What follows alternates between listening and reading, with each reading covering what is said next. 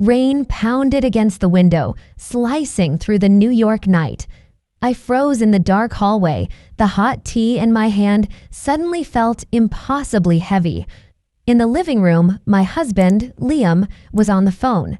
His voice was low, steady, but every word hit me like a hammer. "Yeah, I know, Mom. Clara's still a mess after the funeral. But trust me, that account will be ours soon. Just get ready to move in." I held my breath. My father's ashes still sat on the shelf, his photo smiling at me with that gentle warmth. And yet here was Liam, plotting everything already. Me, Clara Watson, 37, head pharmacist in Manhattan, the only daughter of Dr. Benjamin Watson. I always thought I could read people, that love alone could fill any cracks. I was wrong. Dad left me over $3 million. But it wasn't just money. It was his whole life. Every patient he treated without insurance, every overnight shift he pulled, just to stop by my hospital with a bag of coffee and a proud smile. It was every breath, every drop of sweat, every ounce of love he poured into me. Liam chuckled into the phone. "Mom, don't say that. Clara's a good person too soft for her own good. Take it slow. Soon enough, you'll get that Jersey mansion you always dreamed of." A pause. Then her voice cut through, icy as a blade. "Hurry. She doesn't deserve that money. It needs to come back to our family." My fingers curled, nails digging into the ceramic cup. The burning heat couldn't stop the trembling in my chest. My throat turned bitter, eyes stung. Liam hung up. He leisurely poured himself a whiskey, swirling the glass before downing it like a man savoring victory. He had no idea I was standing in the shadows, watching every piece of my world collapse. I heard my father's words echo, "You can forgive anything, but never forgive the one who betrays your trust." And in that moment, I understood every syllable. The 3,000 square foot apartment Dad gifted me as a wedding present had turned into a stage for Liam's greedy performance. The black leather chair Dad used to love, now buried under Liam's piles of laundry. The wedding photo on the mantle, where I once imagined our life story unfolding, now smothered by Porsche order papers and villa deposits. I tightened my grip and walked toward the kitchen. Under the sink, inside a tiny cabinet only Dad and I knew about. Before he died, he told me, "Clara, I don't want to suspect anyone, but if the worst happens, you need a way out." I had laughed back then, thinking he was being paranoid. But now, the fresh legal documents with my lawyer's signature felt like a lifeline. I traced my fingers along the file. It wasn't about the $3 million. It was for Dad. For every cup of coffee he brewed, every opera ticket he slipped into my wallet on our anniversaries, because he believed I deserved better. Liam stepped out, stopping when he saw the folder in my hands. "What are you doing there, Clara?" he asked, his voice sweet enough to sedate, but I could hear the shock and anger just beneath. I lifted my head, locking eyes with him for the first time without flinching. My gaze was as cold as the rain outside. "Just checking some papers," I said, my voice eerily calm. Liam narrowed his eyes, moving closer, but I snapped the file shut, gripping it like it was my own heartbeat. In my head, questions ricocheted. What would his mother do without the money? Would Liam beg or threaten me? Would I have to trade my dignity for peace? I didn't have the answers. All I had was my heartbeat, pounding like a war drum. I stepped past him, brushing his shoulder lightly. The scent of whiskey, betrayal, and lies all mixed together, almost choking me. I stopped in front of our wedding photo, slipped off my wedding ring, placed it on the frame, turning it slowly, like a final goodbye. No more reasons to stay. No more mercy left to give. One step, then another. I didn't look back. Behind me, Liam's voice rose in a panicked shout. but now it was just background noise. Outside, New York kept on raining. But for me, tonight had already started to burn. I gently closed my bedroom door and leaned back against the wall, my heart still pounding like a war drum. Outside, rain slammed against the windows, merging with the shrill, impatient wails of New York traffic. Tonight, this city felt both painfully familiar and impossibly foreign. I looked down at my hands, the same hands that had mixed medications, administered vaccines, steadied countless patients, now trembling because of a man I once believed in. 10 years ago, I met Liam at a charity gala for cancer patients. He wore a gray suit, his golden hair slicked back, a glass of red wine in hand, flashing that smile at everyone around him. I was 27 back then, just a young pharmacist, new to Manhattan, still foolish enough to think love could heal every wound.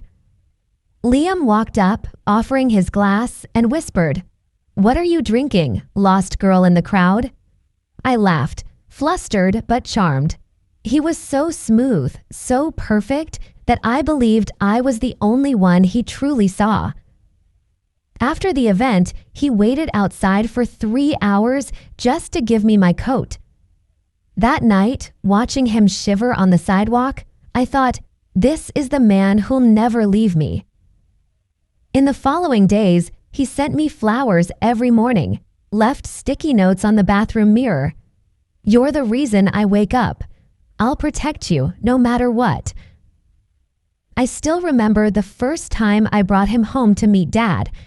Dad looked him over, nodded slowly, and said, "Men who talk pretty aren't always good men. Sweetheart, trust actions, not words." I laughed it off, scolding Dad for being too harsh. But now, each word feels like a needle piercing my chest. After our wedding at a small church in Brooklyn, I moved into the 3,000 square foot apartment Dad gifted us as a wedding present. I thought I was the happiest woman alive. We hung our wedding photo in the living room, picked out light blue curtains because Liam said, "I want you to wake up every morning and see the ocean." But now I realize it wasn't the ocean. It was an ocean of lies. In the early years, Liam still played the caring husband. He'd clumsily make breakfast, bring me coffee in bed. I used to laugh at the burnt toast, feeling my heart swell with warmth. Once, he even called me the heart doctor, said I was the one healing the world. I felt so lucky I thought I'd won the lottery of love. But slowly, the sticky notes disappeared. Breakfast vanished too, and in their place came late meetings, mysterious new projects he never explained. I'd come home late from the hospital to find the wine cabinet empty, shopping bags scattered across the dining table. Every night, he'd hold me close and whisper, "I'm working for our future." And I believed him. I wanted to believe, because facing the truth meant admitting I'd chosen wrong. Then his mother started showing up more often. She always wore expensive fur coats, her fingers weighed down with gold rings, strutting through my home as if she owned every inch of it. She'd sneer at our wedding photo and scoff, "My son deserves a wife who understands finances, who can actually help him grow." On some nights, she'd tell me, "You should focus on helping Liam's career instead of fussing over patients and hospitals. A woman who's strong out there but can't keep her man at home, worthless." I swallowed every bitter word. Each time Dad called to check in, I'd just laugh. "I'm fine, Dad, don't worry." He'd go quiet, then sigh deeply. "My daughter is strong, but being strong doesn't mean you have to endure everything." I kept trying, clinging to scraps of hope, to faded promises. But in reality, I was lying to myself. Tonight, when I heard Liam telling his mother to get ready to move in, I knew. The line had been crossed. Love, the apartment, Dad's legacy, none of it was sacred to them anymore. Every vow, every wedding gift, all just a facade masking their greed. I looked at Dad's smiling photo on the table, his eyes as kind as the last day I saw him in the hospital.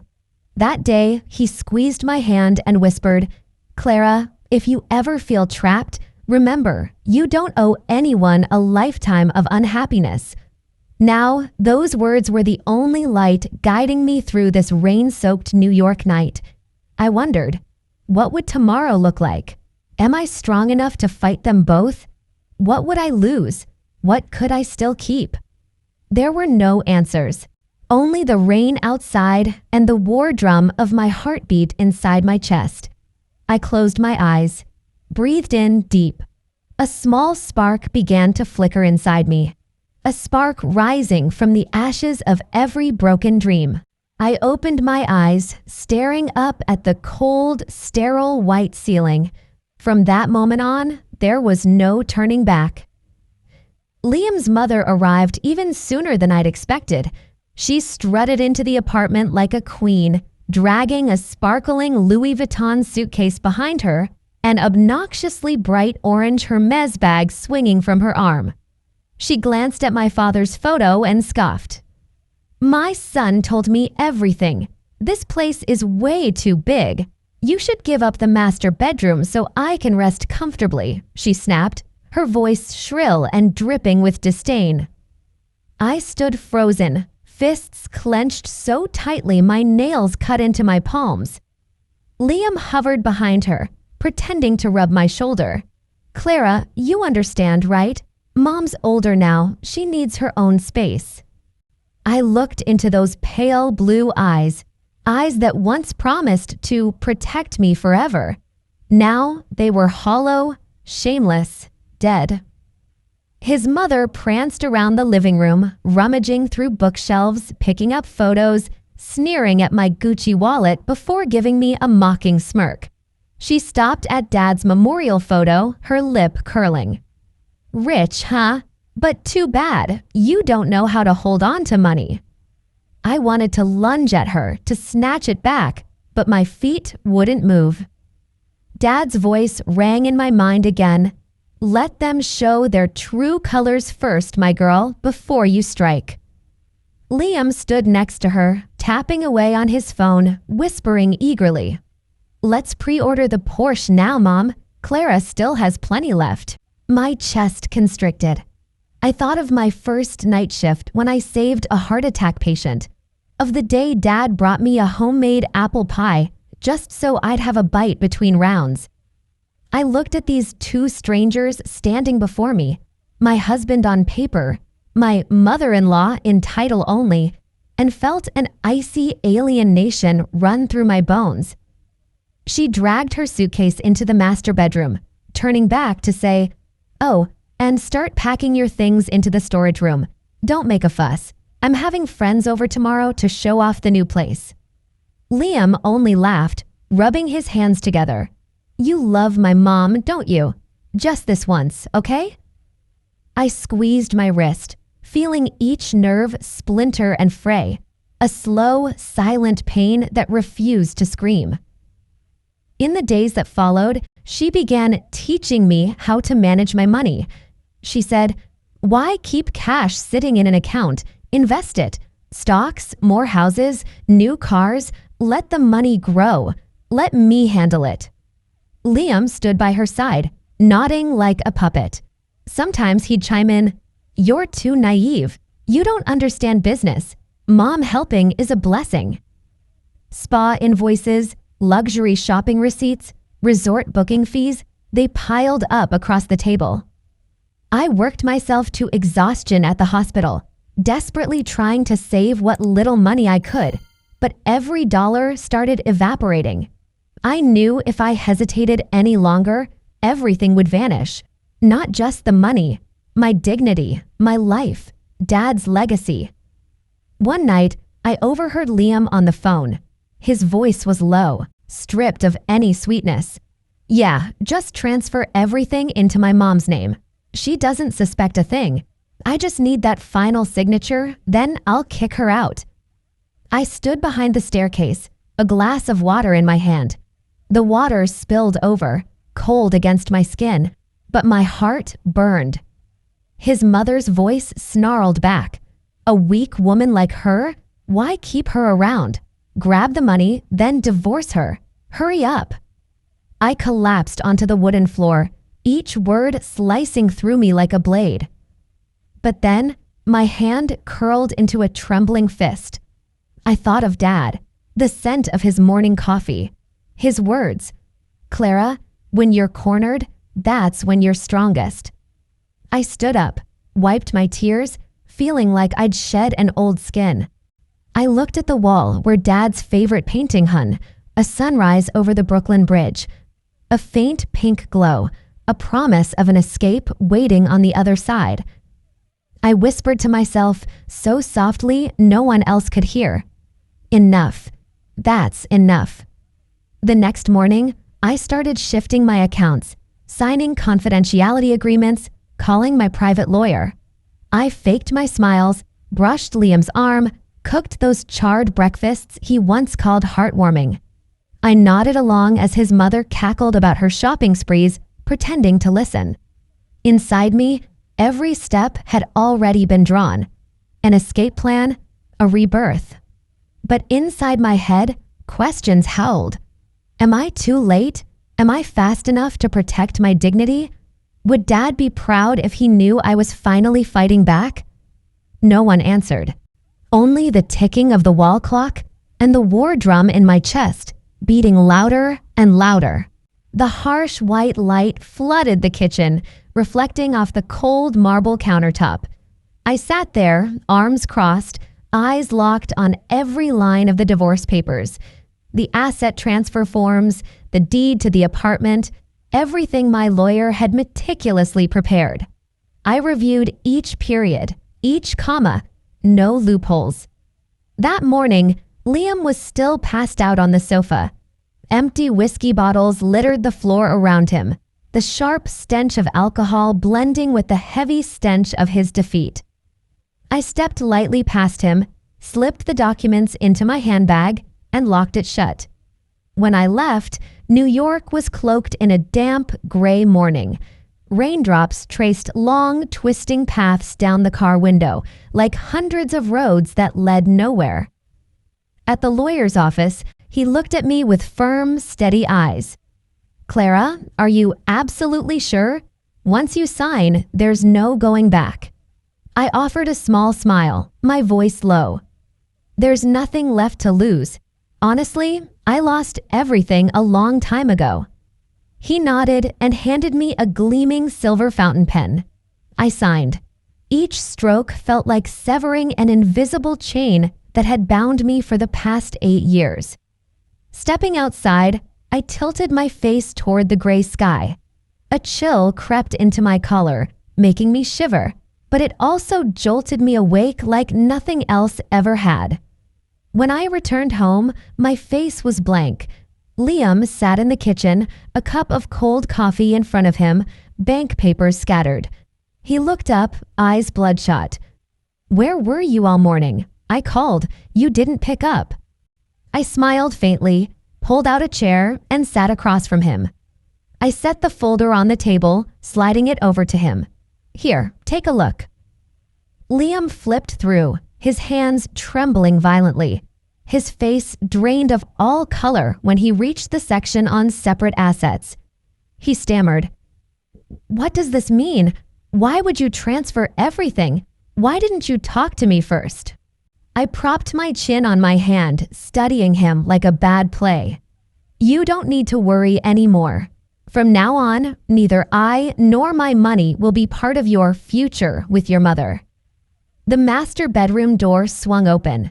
His mother appeared, clutching a serum bottle, her hair still twisted up in curlers. She shrieked, "What is this? Are you kidding me? Where's the money? I told you to listen, to sign the additional papers." I stood up, locking eyes with her. "Ma'am, there's no room for you in this apartment anymore. And as for him, there's no room in my life either." She lunged at me, screaming, clawing for the documents. Liam stood frozen, mouth agape, too stunned to intervene. I stepped back, took a deep breath, watching them flail in their shared desperation. I opened my purse, pulled out the wedding ring I had taken off the night before. I placed it gently on the table, gave it one slow spin, and left it there. This, you can have it back. I don't need a filthy keepsake. His mother collapsed, her trembling hands clutching the papers. Liam reached out, his voice hoarse and broken. "Clara, please don't leave me. I promise I'll change." I shook my head slowly, my eyes colder than the rain beating on the windows. Too late. I let you and your mother put on your little show for far too long. I turned away, walking toward the door. My hand paused on the handle for just a second. I didn't look back. Not an ounce of pity left. A question flickered in my mind. Would I regret this? I closed my eyes, inhaled deeply, then pushed open the door. The rain lashed against my face, salty as the tears I had held back all these years. But this time, I didn't cry. I stepped out, leaving behind that cavernous apartment, now nothing more than an empty shell. Leaving behind those parasites who clung to my father's legacy like leeches. I exhaled, feeling my lungs truly fill for the first time in years. And I whispered to myself, "Dad, I did it." I walked briskly down the rain-soaked sidewalk. The streetlights cast long, endless shadows behind me, as if dragging along a decade's worth of burdens that had weighed down my shoulders. Tonight, New York didn't feel foreign anymore. The car horns, the slap of shoes on wet pavement, the steam rising from manhole covers, it all felt like the heartbeat of a city that never slept. And now, I wasn't asleep in a fake dream anymore either. I slipped into a small cafe on the corner, the one where Dad used to sit after his surgeries.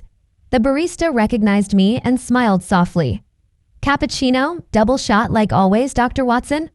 I nodded. That Dr. Watson sounded both familiar and strange. I wasn't a doctor, but they always called me that out of respect for Dad. I pressed my lips together, holding back a tear that threatened to fall. I picked a table by the window and watched the rain fall in blurry white streams. The cappuccino steamed gently, its bitterness washing over my tongue, soothing me in a way nothing else could. My phone vibrated. Liam. 1, 2, 3 missed calls. A string of frantic messages. "Clara, please, I was wrong. I need you. Mom, she didn't know anything. I don't want to lose you." I didn't reply. Words like sorry, need you, don't want to lose were just static now. I flipped the phone face down on the table and took a deep breath. The door swung open. A young couple stepped in, drenched, laughing, their hands clasped tight. They ordered hot cocoa and shared a brownie, giggling. Watching them, I remembered those early days. The nights I thought Liam was my safe place. That night he stood in the rain for 3 hours just to hand me my coat. I closed my eyes. Those memories now played like an old, scratched film reel, blurred, broken, no longer able to run. I reached into my bag and took out the signed documents, laying them on the table. I ran my finger along the edge of the papers, cold, sharp, just like the line now drawn between me and Liam. No more us, no more vague future. Just me. I thought of Dad, his warm hands, his gentle voice whispering, "My daughter was born to stand on her own. Don't let anyone break you." I laughed, small and quiet, but real. Maybe for the first time in years, I laughed not to hide, but because I meant it. The phone vibrated again. I turned it off. Each press of a button felt like slicing through the final thread tying me to that past. I took my last sip of coffee and stood up. Outside, the rain still fell, but it no longer felt like a storm inside my head. I pulled my coat tighter and stepped into the street. Cold raindrops stung my cheeks, but I didn't shiver. Each step felt like crushing shards of my past beneath my feet, hearing them crack and scatter, finally weightless. I stopped by a real estate office and signed the order to sell the apartment. A portion of the money would go to a charity for cancer patients, something Dad had always dreamed of.